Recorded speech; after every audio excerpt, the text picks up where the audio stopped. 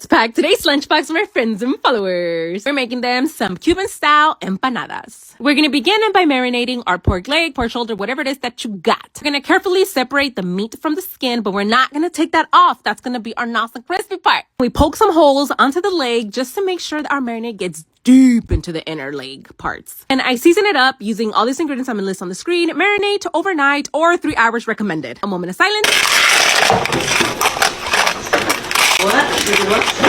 Awesome, crispy. I'm gonna cheat a bit and buy the empanada dough already pre-made. I'm gonna shred the pork, add some Swiss ham and some pickles, and then we're gonna close it up, crimping with the fork to make sure nothing busts while it's in the deep fryer. As soon as our empanadas get nice and golden like this, they are ready. Didn't put the mayo mustard mixture inside, but I am gonna put it on the side. That way they can dip their empanada onto that. There you have it, guys. Now I'm just gonna get everything ready for them, including their drinks so they can come pick up during lunchtime. Bye!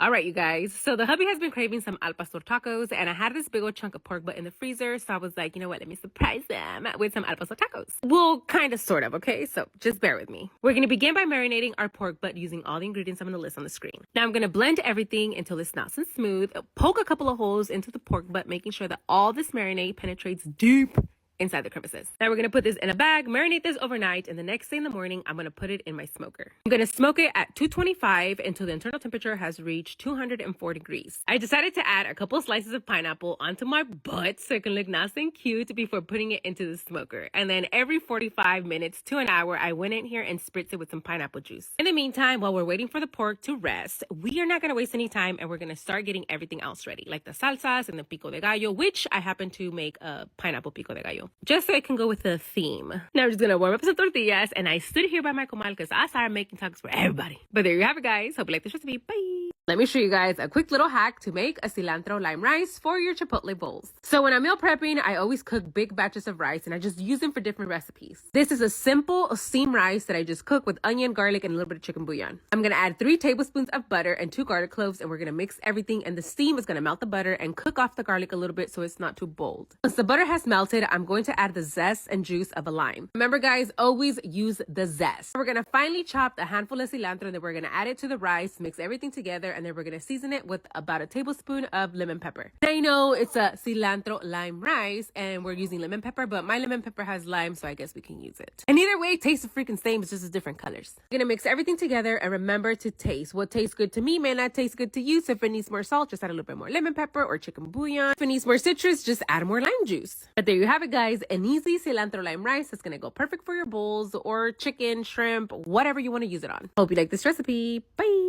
Let me show you guys a quick dinner idea. So my daughter loves shrimp, and if she could, she would eat shrimp every day. To begin by peeling the shrimp, and we're only gonna leave the tails. Then we're gonna butterfly the shrimp and go all the way to the bottom, but not all the way through. For the filling, I'm using cilantro, cream cheese, any melting cheese you have, a little bit of seasoning, and some garlic. We're gonna mix everything until it turns into a paste. We're gonna grab our shrimp and then kind of mold the filling into the back of the shrimp. I'm gonna secure the filling using bacon. Not any bacon though. It has to be bars, thinly sliced bacon. Not the thick kind, because it's not gonna work. Use many other different types of bacon, and this is the only one that works perfect whenever you're wrapping stuff. It is super thin, pliable, doesn't tear, doesn't rip, it stretches. Trust me when I tell you this is the one that you need. Mom had brought queso Oaxaca from Mexico, and I was just trying to use it all before it went bad, so I stuffed it in the back of the shrimps, and then we wrapped the bacon around. Put mine in the oven at 400 degrees for about 10 to 15 minutes until they got nice and crispy. But I 10 out of 10 recommend for you to fry these. You can serve these with rice, beans, a quick side salad. We didn't have a lot of things at the house this day. This is how we ate ours. Here you have it, guys. Hope you like this recipe. Bye!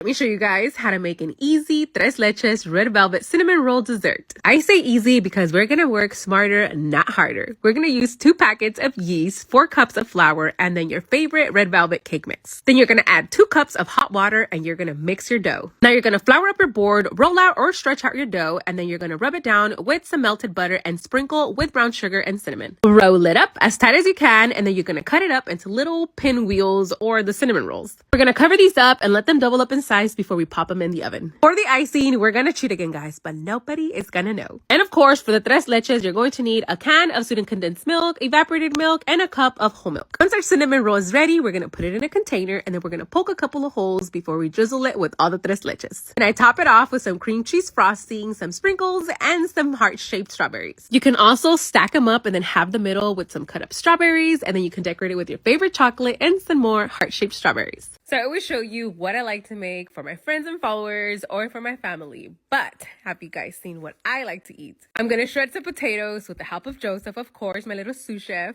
And then I soak them in cold water, squeeze any excess moisture, and then I'm gonna place them in my pan with hot bacon grease because I rendered some bacon. We're gonna get the potatoes get nice and crispy at a low medium heat for about 5 to 10 minutes. I'm gonna season it up with a little bit of salt and pepper and let this cook for an additional 5 minutes. Mine was a little on the thin side, so I make sure to only season one side because if I season both sides, it's gonna be super salty. The family wanted some pancakes, and I was like, I'm just gonna make the pancakes round, crack the eggs in the middle, and then put the crumbled bacon all around the pancake.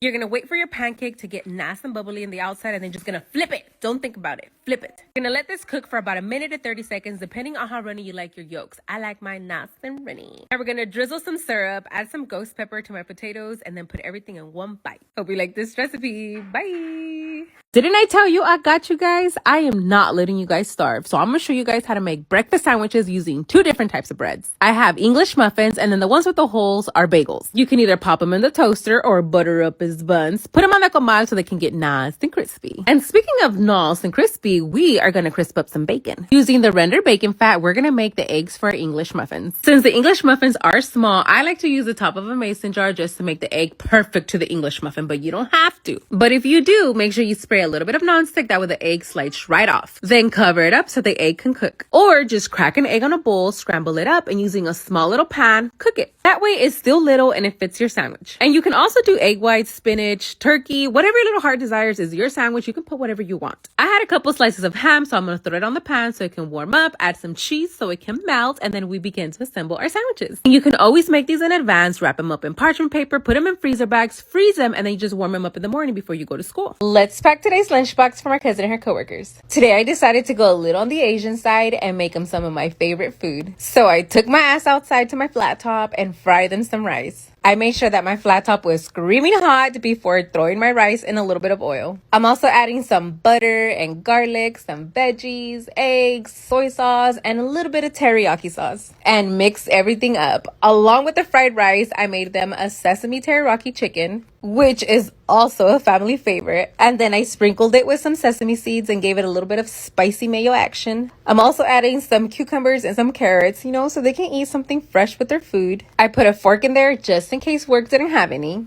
And that's it, guys. I'm gonna pack everything up for her, including her drinks. You can't forget about her Dr. Pepper. And since she was super busy today, I dropped them off during lunchtime. Bye.